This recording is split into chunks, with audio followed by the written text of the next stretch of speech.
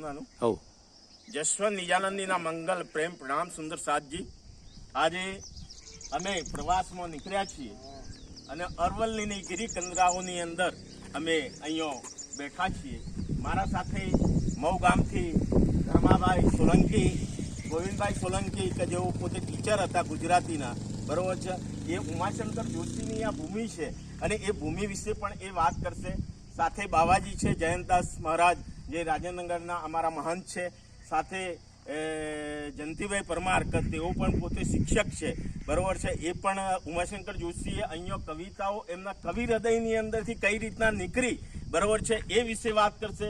સાથે ખેમાભાઈ એ પણ ઉપસ્થિત છે અને હું પોતે જસવંત નિજાનંદી, આપ સૌ તો મને ઓળખો છો। મિત્રો, આ વિડીયો તમે જો મારો પહેલી વાર જોઈ રહ્યા હોય તો મારા વિડીયોને સબસ્ક્રાઈબ કરો, લાઈક કરો અને શેર કરો। ઉમાશંકર જોશીએ એ ગોવિંદભાઈ એ પોતે કવિતા ગાશે। ભૂમિયા વિના મારે ડુંગરાને જંગલની કુંજ કુંજ જોવી હતી, ભૂમિયા વિના તો મારે ભમવાતા ડુંગરા, જંગલની કુંજ કુંજ જોવી હતી। મને આજે ઉમાશંકર જોશીની કવિતા યાદ આવી ગઈ આ ડુંગરનું સુંદર દ્રશ્ય જોઈને। અને આ વિસ્તાર તો જતા હા બોલો બોલો કવિ શ્રી ઉમાશંકરના ચરણોથી ખુંદાયેલો વિસ્તાર છે, એટલે અહીંયા આવીને મને આ કવિતા યાદ આવી ગઈ। એમની એક બીજી કવિતા પણ મને યાદ આવે છે, નદી દોડે સોડે બડ બડ બડે ડુંગર બનો, નદી દોડે સોડે બડ બડ બડે ડુંગર સોડ। ઉમાશંકર જોશીની વાત કરીએ તો ઉમાશંકર જોશી અહીંયા સામે દેખાય છે, આપ જોઈ શકો છો, એ બામણા ગામનો એમનો જન્મ થયેલો અને જન્મ પછી તેઓ ઈડર તેઓ કોલેજ કરવા ગયેલા અને આ ડુંગરની અંદર ફરી ફરીને એમના કવિ હૃદયની અંદરથી આજે અમે જેમ બોલી રહ્યા છે તો એમના હૃદયની અંદરથી આ પંક્તિઓ નીકળી હતી કે ભૂમિયા વિના મારે ભમવાતા ડુંગરાને, ડુંગરની કુંજ મારે જોવી રે હતી, જોવી રે હતી। આપણા સાથે રાજનગર મંદિરના મહંત પણ ઉપસ્થિત છે, એ પણ વાત કરશે। મંગલ પ્રણામ પ્રણામ।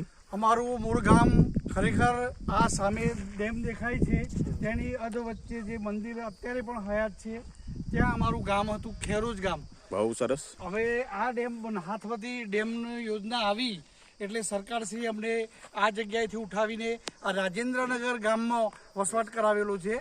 આ જે રોડ આપણે તમે અહીંયાથી જે વળકોમાં થઈને આવ્યા એ રોડમાં અમારા માતા પિતા અમારું પૂરા ગામે સહયોગ આપેલો છે, એમને મજૂરી કરેલી છે।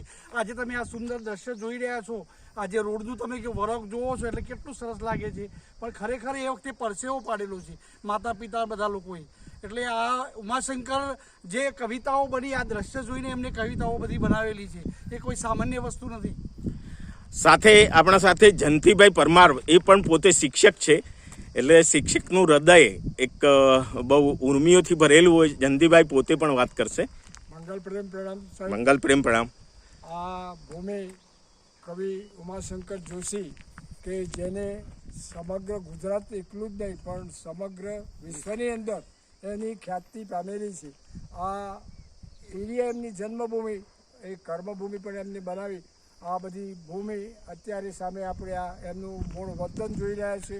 સામેનું અમારું ગામ મઉ કે જે પણ આ ડેમ બંધાયો હાથમતી અને ઇન્દ્રાસી જલાગાર એમાં અસર થયું હતું, છતાં અમારા ગામની એક ભુવનેશ્વર મહાદેવને ધ્યાનમાં રાખી અને અમારું ગામ અત્યારે હાલ બચ્યું છે।